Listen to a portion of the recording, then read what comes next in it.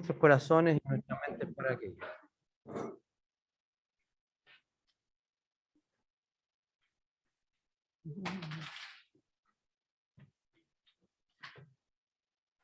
¿Estamos?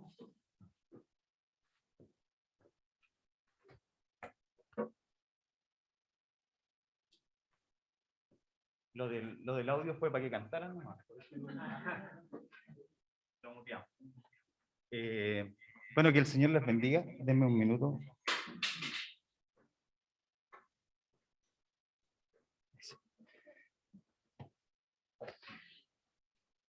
Como decía el pastor Vladimir, ¿no es cierto? Hoy día compartimos ya el sermón número 19 de la serie de Apocalipsis. Bueno, las mismas recomendaciones que hemos hecho antes. Anote las preguntas, ¿no es cierto? Si tiene dudas, y las podemos conversar precisamente el día miércoles en los grupos pequeños que se han transformado en esta instancia en donde podemos precisamente aclarar dudas, compartir y poder también tener tiempo de oración por las peticiones, ¿no es cierto? Y por las cosas que a lo mejor podamos estar necesitando. Ya, Apocalipsis capítulo 10. Les voy a invitar a que puedan abrir sus Biblias en Apocalipsis 10. Y como decía Vladimir, sermón número 19 precisamente de la serie de Apocalipsis. ¿Ya? ¿Lo tiene ahí? Para que podamos, ¿no es cierto?, leerlo. Dice de la siguiente forma Apocalipsis 10, versículos 1, tiene 11 versículos este capítulo. Entonces vi descender del cielo a otro ángel poderoso, venía envuelto en una nube y con el arco iris sobre su cabeza. Su rostro era semejante al sol y sus piernas parecían dos columnas de fuego. En su mano tenía un librito abierto y se quedó con el pie derecho sobre el mar y con el izquierdo sobre la tierra. En ese momento lanzó un grito tan fuerte como el rugido de un león y se oyó la estruendosa voz de 7 truenos. Después de que hablaron los 7 truenos, me dispuse a escribir, pero desde el cielo oí una voz que me decía: no reveles lo que han dicho los 7 truenos, no lo escribas. Entonces el ángel que vi que estaba sobre el mar y sobre la tierra, levantó su mano derecha al cielo y jurando por el que vive por los siglos de los siglos, por el mismo que creó el cielo, la tierra y el mar, y todo lo que hay en ellos, se acabó el tiempo. Cuando llegue el momento de que el séptimo ángel comience a tocar la trompeta, se cumplirá el misterio de Dios que él ya había anunciado a sus siervos los profetas. La voz que oí del cielo volvió a hablarme y me dijo: ve y toma el librito abierto que tiene en la mano el ángel que está de pie sobre el mar y la tierra. Yo me dirigí al ángel y le pedí que me diera el librito y él me dijo: aquí lo tienes, cómetelo, te amargará el estómago, pero en tus labios será dulce como la miel. Yo tomé el librito de la mano del ángel y me lo comí. En mis labios era dulce como la miel, pero una vez que lo comí, me amargó el estómago. Y se me dijo: debes profetizar otra vez acerca de muchos pueblos, naciones, lenguas y reyes. Le voy a invitar a que podamos tener un tiempo de oración. Gracias, Dios, por tu bondad, por tu amor. Gracias por tu misericordia con la cual nos podemos reunir, Señor, tanto presencialmente como también virtualmente junto a nuestros hermanos que están también conectados en el Zoom. Te damos gracias, Señor, porque la tecnología nos permite hacer esto. Y te damos gracias porque podemos, Señor, compartir tu palabra de manera comunitaria, Señor, y nos podemos reunir precisamente en torno a ella. Yo te pido, Señor, que sea ella hablando a nuestros corazones para que puedas ser tú sobre todas las cosas, Señor, exaltado en nuestras vidas y que nuestras vidas sean transformadas de acuerdo a lo que ella dice, Señor. Habla, Dios, a tu iglesia, Señor. Nosotros escuchamos y atendemos, Señor, y ponemos atención a tus palabras, Señor. Yo te pido que tu Espíritu Santo guíe nuestros corazones, nuestras mentes y por sobre todo que yo pueda exponer fielmente tus palabras, precisamente, Señor, para hablar, Señor, lo que tú quieres para tu iglesia. Te pedimos todo esto a través de Cristo Jesús. Amén. Como les decía, estamos en el sermón ya número 19 de la serie de Apocalipsis y precisamente estamos ya casi en la mitad del libro. El libro tiene 22 capítulos, ya el próximo sermón nos acercamos ya a la mitad del libro en el capítulo 11.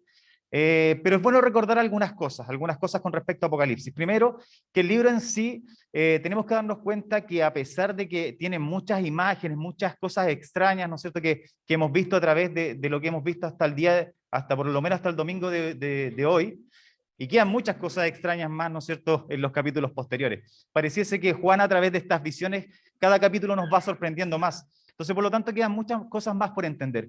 Pero lo que debemos precisamente entender como principio de Apocalipsis, que es precisamente un libro de esperanza. Ya un libro de esperanza que entregó esperanza precisamente a la iglesia del primer siglo, que estaba, ¿no es cierto?, siendo perseguida, que estaba siendo matada, ¿no es cierto? Pero, sin embargo, no solamente es esperanza para ese tiempo, sino que también es esperanza para el día de hoy. Una esperanza en la cual nos damos cuenta como este Dios que no solamente comienza la historia desde el Génesis, nosotros vemos este relato, ¿no es cierto?, que Dios crea el cielo y la tierra, sino que Él sigue controlando la historia y va a consumar su plan al final de los siglos. Como les decía, también es un mensaje de esperanza para nosotros hoy. Tenemos que darnos cuenta que estamos frente a la imagen de la consumación del plan redentor de Dios, que no solamente nos involucra a cada uno de nosotros, sino que va a involucrar al universo entero, va a involucrar, ¿no es cierto?, la renovación de todas las cosas. Y aquí va a haber una pausa en este capítulo que estamos leyendo, en el capítulo 10. ¿Por qué? Porque la semana pasada, en el capítulo 9, no sé si se recuerdan, pero el capítulo 9 terminaba con la sexta trompeta. ¿Y cuántas trompetas eran? 7 trompetas. Sin embargo, acá hace una pausa que va a ir desde el capítulo 10, todo el capítulo 10, y del capítulo 11 va a abarcar del versículo 1 hasta el versículo 14. Y esta pausa va en mucha relación, ¿no es cierto?, al esquema que hemos seguido de Apocalipsis, porque es la misma pausa que se produce previo a la apertura del séptimo sello. Después del sexto sello, capítulo creo que es 5, 6 o 6 y 7, viene esta pausa también. Aparece el sexto sello, 7, ¿no es cierto? Aparece el sexto sello, viene una pausa, y después de un capítulo se produce, ¿no es cierto?, el desenlace con el séptimo sello. En el caso de hoy día de estas trompetas, ¿no es cierto?, de estos ángeles que tocan la trompeta, va a pasar lo mismo. La semana pasada terminamos con el sexto ángel tocando la trompeta, va a hacer esta pausa con estas imágenes que vienen de por medio y va a concluir en el sermón subsiguiente, que va a abarcar desde el capítulo 11, del versículo 15 en adelante. ¿Ya? Y aquí quiero que veamos 3 puntos precisamente en relación al capítulo que leíamos. Primero, ¿quién es este? ¿No es cierto? ¿Quién es este ángel poderoso que habla Juan? Que nos va a abarcar del versículo 1 al versículo 4. Lo segundo es darnos cuenta que el mensaje central del ángel es que el tiempo se ha acabado. Y el tercer punto tiene que ver, ¿no es cierto?, con este librito, ya que tiene cierta importancia, porque de hecho en los 11 versículos creo que aproximadamente en 4 se nombra el librito. Al principio solamente se nombran los versículos del 1 al 4, pero en los últimos versículos del pasaje se le da mucha importancia precisamente a este librito, ya que en el original vendría siendo como un rollo chiquitito, ya es un diminutivo de rollo, que es la misma imagen que aparece en el capítulo 5, cuando en algunas traducciones, no sé si se recuerdan, que en algunas traducciones hablaban acerca del rollo que estaba sellado y que no se podía abrir, y habían otras versiones que decían que el libro estaba sellado y no se podía abrir. ¿Ya? Pero básicamente lo mismo, un libro o un rollo, pero ahora, ¿no es cierto?, es un libro y un rollo más bien pequeño. Hay un artista visual que se llama Chris Coele, que él hizo un libro que se llama, de hecho se llama The Books of Revelation, el libro de revelación, está solamente en inglés, pero él hace, ¿no es cierto?, toda una imagen gráfica con respecto a lo que veía precisamente Juan a través de todo el libro. Ya, yo tengo algunas imágenes, no sé si las podemos sacar. Creo que esa es la última. Más atrás, más atrás, más atrás. Ahí. ¿Ya? A medida que vamos leyendo los versículos, yo las voy a dejar puestas ahí para que un poco nos imaginemos qué era precisamente lo que Juan estaba viendo. ¿Ya? En los primeros 4 versículos, Juan está viendo un ángel poderoso que va a descender del cielo. Dice del 1 al 4 lo siguiente: entonces vi descender del cielo a otro ángel poderoso. Venía envuelto en una nube y con el arco iris sobre su cabeza. Su rostro era semejante al sol y sus piernas parecían 2 columnas de fuego. En su mano tenía un librito abierto y se quedó con el pie derecho sobre el mar y con el pie izquierdo sobre la tierra. En ese momento lanzó un grito tan fuerte como el rugido de un león y se oyó la estruendosa voz de 7 truenos. Después de que hablaron los 7 truenos, me dispuse a escribir, pero desde el cielo oí una voz que me decía: no reveles lo que han dicho los 7 truenos, no lo escribas. Es interesante porque la descripción que hace Juan de este ángel, y más bien dice, el versículo 1 dice: vi descender del cielo a otro ángel poderoso. Y ahí esto nos va a llevar, un poco nos va a llevar al capítulo 5, y ahí lo vamos a ver por qué. Es interesante notar que Juan hace esta descripción precisamente de este ángel, y en primera instancia nos entrega algunas cualidades que tienen que ver con que este ángel es poderoso, que desciende del cielo, que viene envuelto en una nube, con un arco iris sobre su cabeza, su rostro es semejante al sol y sus piernas parecen columnas de fuego. Y luego nos indica algunas características precisamente en relación a este ángel. Primero nos da esta característica que yo les decía, que en el pasaje central, de hecho, aquellos que le pusieron título a las secciones de la Biblia, precisamente, ¿no es cierto?, hablan de el ángel y el librito, ¿ya? Entonces, el ángel viene con un librito, ¿ya? Y que aquí solamente lo va a mencionar en estos primeros 4 versículos, pero sin embargo va a tomar cierta importancia precisamente al final del pasaje.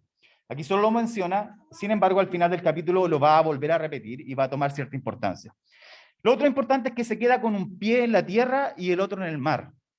Y el tercero es que lanzó un grito tan fuerte como el rugido del león y se oyó una estronduosa voz de 7 truenos, ¿ya? Pero después de todo esto, ¿no es cierto?, ¿qué podríamos decir precisamente acerca de este ángel? Y que de hecho muchos autores encuentran una similitud y encuentran, ¿no es cierto?, aquí o ven aquí a Jesús básicamente por la descripción que hace del ángel. Pero sin embargo nosotros al darnos cuenta y al entender un poco el contexto del pasaje, el contexto del mismo Apocalipsis, nos vamos a dar cuenta que en realidad no tiene que ver con Jesús, pero sí representa. O sea, no quiere decir que si uno no encuentra a Jesús ahí, no quiere decir, ¿no es cierto?, que sí tenga que ver con la soberanía de Dios, con el poder de Dios y esta imagen poderosa precisamente de este ángel. Es interesante que el capítulo comienza indicando que dentro de esta visión que está teniendo Juan, sus primeras palabras son: entonces vi descender del cielo a otro ángel poderoso. Y esta imagen, como les decía hace poco, nos va a transportar automáticamente al capítulo 5 de Apocalipsis. ¿Qué dice el capítulo 5? Versículo 2 dice: vi también un ángel poderoso. Si quiere, cuando dice uno poderoso, uno se puede tocar el pecho, ¿no es cierto?, va a hacer cualquier cosa. Pero un ángel poderoso, que a gran voz proclamaba: ¿quién es digno de abrir el libro y de quitarle los sellos? De hecho, aquí los elementos se repiten: el ángel poderoso y un libro también que había que quitarle los sellos. Juan es segunda vez que ve un ángel poderoso. De hecho, en Apocalipsis no va a nombrar más esta especie de ángel, ¿ya? Pero ¿qué cosa, a qué quiero ir yo con esto? O por lo menos va a ocupar esta expresión dentro de Apocalipsis. La primera vez en la sección del capítulo 5, cuando se muestra el rollo con los 7 sellos, donde se encuentra que el único digno de desatar precisamente esos sellos es Cristo.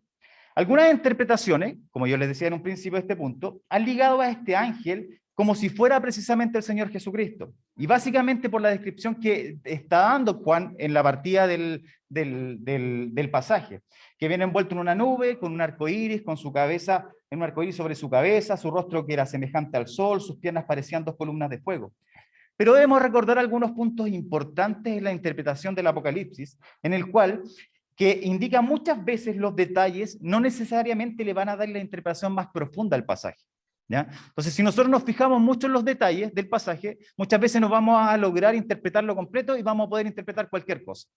Acá lo importante dentro del contexto, lo vamos a ir viendo a medida que avanzamos, pero hay cosas que se repiten mucho más que entrar en el detalle del ángel, que tiene que ver, ¿no es cierto?, con que sus pies estén sobre el mar y sobre la tierra, pero también sobre la importancia que se le da al librito en este pasaje.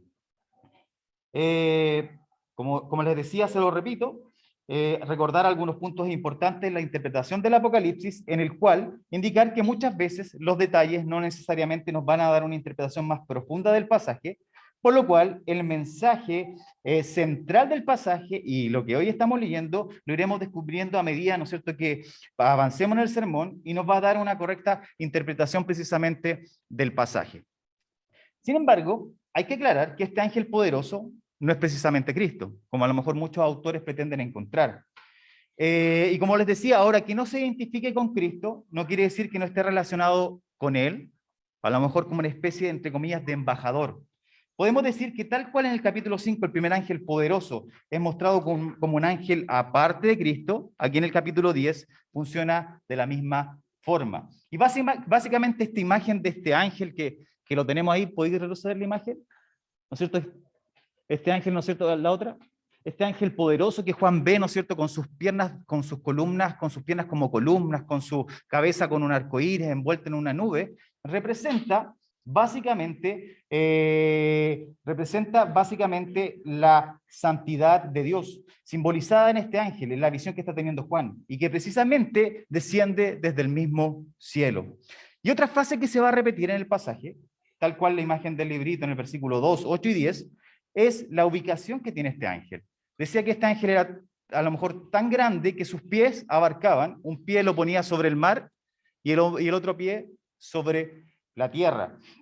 Versículos 5 y 8. Y ambas claves nos van a servir para una correcta interpretación del pasaje, o sea, tanto la imagen que se repite en el librito como también el ángel que pone sus pies sobre la tierra y sobre el mar. La idea del ángel que tiene su pie sobre el mar y sobre la tierra nos da cuenta que el mensaje que está a punto de entregar es un mensaje que abarca toda la humanidad, que abarca toda la tierra, que es un mensaje más bien universal y que abarca el universo entero y tiene que ser precisamente escuchado por todos. Y esto va a ir muy en relación a cómo el pasaje se cierra, que es un poco la orden que le da este ángel a Juan, que es profetice a toda lengua, a todo reino y a todos los reyes. El versículo 4 dice, después de que hablaron los 7 truenos, me dispuse a escribir, pero desde el cielo oí una voz que me decía, no revele lo que han dicho los 7 truenos, no lo escribas. Ya, y aquí quedamos un poco todos metidos, ¿no es cierto? Como un buen final de temporada en donde uno queda como expectante qué va a pasar, pero quedó ahí. No se muestra nada más y a Juan se le prohíbe precisamente escribir lo que él había escuchado. ¿Ya? Si tratáramos de especular de qué se trata, podríamos tener muchas teorías, ¿no es cierto?, fantásticas en relación a lo que Juan escuchó. Pero sin embargo la Biblia lo deja ahí cerrado y no se nos da, entre comillas, ni siquiera si a Juan se le dio autorización para escribir lo que los ángeles precisamente habían dicho. ¿Quiénes somos nosotros a lo mejor para tratar de interpretar o para tratar de descifrar lo que está pasando o lo que va a suceder o lo que precisamente le dijo Juan, o sea, precisamente le dijo este ángel, perdón, dejen que él con la mascarilla cuesta, pero me ahogo. Dejen retomar la idea. Precisamente no podemos especular lo que Juan escuchó de estos ángeles, de estos truenos que precisamente está teniendo en esta visión y que se le prohíbe escribir, ¿ya? Hay mucha gente, ¿no es cierto?, que hace teorías en base a las series cuando terminan o estas series que van lanzando capítulo a capítulo, semana a semana, y se hacen muchas teorías. Y después de que uno ve el desenlace de la serie, se da cuenta que muchas de esas teorías eran totalmente falsas y uno termina muchas veces, ¿no es cierto?, como payaso, pensando que en realidad esas teorías eran ciertas, pero sin embargo, cuando vemos el pasaje final, nos damos cuenta que es básicamente no tiene nada que ver con lo que nosotros precisamente tratábamos de interpretar. Entonces, el primer punto tiene que ver con quién es este ángel, y decíamos que básicamente no es Cristo, pero sí simboliza la autoridad, simboliza el poderío de Dios, y lo vamos a ver más con más detalle precisamente en los pasajes, en los versículos que vienen a continuación. Versículos 5 al 7. Entonces, el ángel que vi, que estaba sobre el mar y sobre la tierra, levantó, dice, su mano derecha al cielo y jurando por el que vive por los siglos de los siglos, por el mismo que creó el cielo, la tierra y el mar y todo lo que hay en ellos, dijo, se acabó el tiempo. Cuando llegue el momento de que el séptimo ángel comience a tocar la trompeta, se cumplirá el misterio de Dios que él ya había anunciado a sus siervos, los profetas. Esta segunda parte es una declaración súper importante porque, como explicaba en el punto anterior, este mensaje que es universal, ahora toma mayor relevancia teniendo en cuenta el hecho de que el ángel levanta su mano y hace este juramento y dice que jura por el que vive por los siglos de los siglos, por el mismo que creó el cielo, la tierra y el mar y todo lo que hay en ellos, y que es la expresión que hace precisamente o que dice este ángel, es que el tiempo ya se ha acabado. Donald Carson, explicando este capítulo y hablando precisamente acerca de esta figura que está representando este ángel acerca de la soberanía de Dios, del poderío de Dios, dice lo siguiente, dice, si hay un diablo y una bestia que sube del mar y una bestia que sube de la tierra, que en Apocalipsis 13, que este es un spoiler más adelante, dice, pero todavía hay un Dios soberano, solo uno. Si Dios desciende con sus sanciones y dice, ya no hay más tiempo, ha llegado el juicio, entonces no habrá más tiempo y habrá juicio. Dios es precisamente soberano. Esta declaración es potente porque dicha declaración nos muestra no tan solo al Dios creador de todo, e iniciador de la historia de la humanidad, sino también que dicho Dios también es el consumador de la historia. ¿Ya? Recuerden que la historia, siempre lo hemos dicho, que la historia es teológica. ¿Qué quiere decir esto? Que se avanza precisamente hacia un final, avanza la historia, se dirige hacia un fin, que es el cumplimiento y consumación del plan redentor de Dios. Anthony Hoekema en su libro La Biblia del Futuro dice, toda la historia avanza hacia una meta, los nuevos cielos y la nueva tierra. Ya ese es el final de Apocalipsis, hacia allá avanza la historia.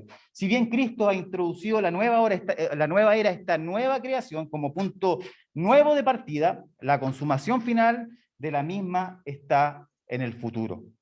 Esto es muy en línea con el versículo que compartíamos la semana pasada, cuando en Apocalipsis 9:15 dice lo siguiente, y fueron desatados los 4 ángeles, los cuales estaban preparados para matar a la tercera parte de la tierra, ¿no es cierto?, a esa hora, ese día, de ese mes y ese año.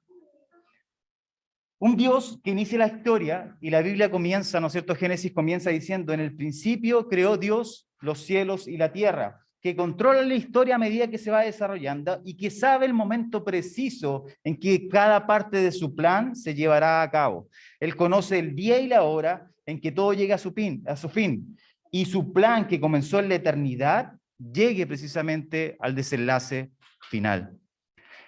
Como decía el versículo, cuando llegue el momento, y jurando por el que vive por los siglos de los siglos, por el mismo que creó el cielo, la tierra y el mar, y todo lo que hay en ellos, dijo, se acabó el tiempo. Dios conoce precisamente el final de la historia, Dios conoce el día en que su plan se va a consumar, y por lo tanto, ¿no es cierto?, Él tiene el control de la historia. Él tiene precisamente el control tanto de nuestras vidas como de la historia en general. Se acabó el tiempo no será más. Esto quiere decir que ya no hay vuelta atrás, ya no hay postergación para el desenlace al cual avanza la historia de la humanidad. Aquí el ángel anuncia precisamente que durante el tiempo de la séptima trompeta, recuerden que terminamos la semana pasada en la sexta trompeta, y se va a producir este interludio que estamos revisando hoy día y el próximo domingo, pero finalmente todo lo que va a desatar esta última trompeta va a concluir del capítulo 11, versículo 15 en adelante. Cuando el ángel comienza a tocar esta trompeta, se va a cumplir el misterio de Dios que él ya había anunciado a sus siervos, los profetas. Aquí de nuevo como que el versículo nos deja metido. Ya nos dejó metido antes, ¿no es cierto?, cuando a Juan le dijeron, no escribas lo que los truenos dijeron, y ahora se nos dice, ¿no es cierto?, el séptimo ángel va a cumplir esto, y quedó ahí nomás. ¿Ya? Entonces, esto lo vamos a ver precisamente en 2 domingos más adelante. Este misterio de Dios, dice William Hendrickson, que es precisamente el autor que estamos siguiendo, este misterio de Dios, misterio no porque es algo enteramente desconocido, sino porque había permanecido desconocido si Dios no lo hubiera revelado. Este misterio del decreto de Dios respecto a la historia del mundo está por llegar a su culminación en el juicio final. Recuerden la estructura del Apocalipsis. Cada una de las secciones va avanzando de manera progresiva para llevarnos, ¿no es cierto?, siempre hasta la última parte o la base, ¿no es cierto?, de la interpretación, en donde vemos desde el cuadro del principio hasta el juicio final. Pero cada una de las partes se va acercando precisamente más hacia el juicio final. Entonces, este misterio del decreto de Dios respecto a la historia del mundo está por llegar a su culminación en el juicio final. Entonces, el pueblo de Dios, compuesto por gente de toda lengua, de toda raza y nación, recibirá su herencia final, su plena salvación, conforme a la promesa anunciada por Dios. Aquí se presenta otra especie de pausa, porque a pesar que el ángel está indicando que este misterio es revelado durante la séptima trompeta, no se especifica nada, sino que esta parte del texto encontrará su conclusión final en el capítulo 11, versículo 15 en adelante. Como que me tocó este capítulo con puras partes cortadas, ¿no es cierto? Como que todo termina ahí, pero no tiene un desenlace. Entonces, por eso los detalles muchas veces no son importantes, pero nos vamos a dar cuenta que dentro del contexto, en la última parte, se nos va a ir revelando precisamente qué es lo que Juan está viendo y cuál es el propósito central precisamente de este capítulo. Versículos 8 al 11. La voz que oí del cielo volvió a hablarme y me dijo, ve y toma el librito abierto que tiene en la mano el ángel que está de pie sobre el mar y la tierra. Yo me dirigí al ángel y le pedí que me diera el librito y él me dijo, aquí lo tienes, cómetelo, te amargará el estómago, pero en tus labios será dulce como la miel. Yo tomé el librito y de la mano del ángel y me lo comí. En mis labios era dulce como la miel, pero una vez que lo comí, me amargó el estómago y se me dijo, debes profetizar otra vez acerca de muchos pueblos, naciones, lenguas y reyes. Aquí, como lo hemos dicho muchas veces, ¿no es cierto?, durante los sermones, el libro de Apocalipsis toma muchas imágenes del Antiguo Testamento. Y esta es otra más que, ¿no es cierto?, que se toma del Antiguo Testamento. Y aquí hay un paralelo súper fuerte entre este pasaje y el libro de Ezequiel, que es precisamente en el llamamiento de Ezequiel. En Ezequiel 2, 9 al 10, del 9 al 10 y del 1 al 3, está todo el llamamiento de Ezequiel. Y en Ezequiel 2, 9 al 10 específicamente dice, yo miré y vi que una mano se extendía hacia mí y que en ella había un pergamino o un rollo. La misma lo extendió delante de mí y vi que el pergamino tenía endechas, lamentaciones y ayes escritos por todos lados. Más adelante dice que Ezequiel comió del pergamino o comió de este rollo y el sabor del rollo era precisamente dulce como la miel. A pesar de que en el pergamino lo que él estaba viendo había lamentaciones y ayes escritos por todos lados que tenía que ver con el juicio que Dios estaba levantando en contra de Israel y que se le había encomendado a Ezequiel precisamente exponer al pueblo. La amargura de manera visual que ve Ezequiel, en el rollo, endechas, lamentaciones y ayes escritos por todos lados, Juan la siente en el amargor de su estómago. Si bien el librito que come Juan es amargo, pero en sus labios era dulce como la miel, el Salmo 119, 103 nos va a dar claves precisamente para entender cuál es este librito. Dice 103, dice, cuán dulces son tus palabras en mi boca, son más dulces que la miel en mis labios. Entonces, por lo tanto, al mirar el contexto de la Biblia en general, nos indica que este librito es precisamente la palabra de Dios, su evangelio, en el cual se manifiesta el misterio de la salvación. Hendrickson, aportando a esto, va a decir lo siguiente, dice, el evangelio en sí mismo es glorioso y dulce, pero su proclamación es seguida siempre de persecución amarga, lo mismo que el primer jinete en el capítulo 6 que revisamos, es decir, Cristo. Cristo es seguido siempre por el segundo jinete, que es la persecución. Kistemaker, que precisamente era discípulo de Hendrickson, va a aportar también a estos versículos cuando dice, para dar testimonio del Señor se requiere un valor inquebrantable y un tacto cortés. Quien habla la palabra de Dios en un mundo hostil sufrirá oposición, burlas y será ridiculizado. Pero la persona debería haber absorbido por completo la palabra de modo que se haya vuelto parte inseparable de su propio ser. Debe apropiarse del mensaje de Dios por fe, obedecerlo por completo, estar bajo su control total, permanecer siempre fiel a su mensaje, hablar con sensatez y no quedarse callado. Entonces, este librito que Juan está comiendo, que es dulce, ¿no es cierto?, a sus labios, pero es amargo precisamente en su estómago, representa un poco, ¿no es cierto?, el evangelio. A pesar que es dulce muchas veces, o sea, a pesar que es dulce siempre, muchas veces, ¿no es cierto?, las situaciones de persecución, de burla, son amargas precisamente a nuestra vida. Versículo 11, y se me dijo, debes profetizar otra vez acerca de muchos pueblos, naciones, lenguas y reyes. El capítulo termina con una orden a Juan, la orden de profetizar sin distinción de razas o posiciones sociales. El mensaje del Evangelio, la palabra de Dios, es un mensaje para todos. El llamado, en el caso del capítulo 10, es precisamente a esto. El llamado que el ángel está haciendo al apóstol Juan de predicar el Evangelio en su tiempo es precisamente el mismo llamado que nos hace Dios el día de hoy. Hechos 1:8 dice, pero cuando venga sobre ustedes el Espíritu Santo, recibirán poder y serán mis testigos en Jerusalén, en Judea, en Samaria y hasta lo último de la tierra. Cada uno de los que estamos acá hemos recibido el Espíritu Santo, por lo cual cada uno de nosotros hemos sido capacitados para ser precisamente testigos de Cristo en el mundo entero, porque Dios aún tiene el control de la historia. Dios aún controla la historia y Él sabe el momento preciso y el momento final en que la historia de la redención llegue a su fin. Y todavía no se ha acabado, por lo tanto, todavía es tiempo precisamente de proclamar el Evangelio. Se nos ha encargado a nosotros la predicación del Evangelio, una palabra dulce en nuestra boca, pero que en circunstancias desfavorables puede sabernos totalmente amarga en nuestro interior. Para ir concluyendo, John Piper, cuando habla acerca de este pastor bautista, él habla acerca de la soberanía de Dios y la evangelización, Él dice, la gente se están hambrientas de la grandeza de Dios, pero la mayoría de ellas, en medio de una vida llena de problemas, no quieren reconocerlo. La majestad de Dios es una cura desconocida. Hay en el ambiente muchas recetas populares cuyos beneficios son superficiales y breves. La predicación que no tiene el aroma de la grandeza de Dios podrá entretenerme por un tiempo, mas no clamará el grito del alma que clama, muéstrame tu gloria. San Agustín decía que Dios nos hizo y que en realidad nuestra vida y nuestro corazón está inquieto hasta que nos encontramos con Él. Y es precisamente la necesidad que tiene la gente del Evangelio.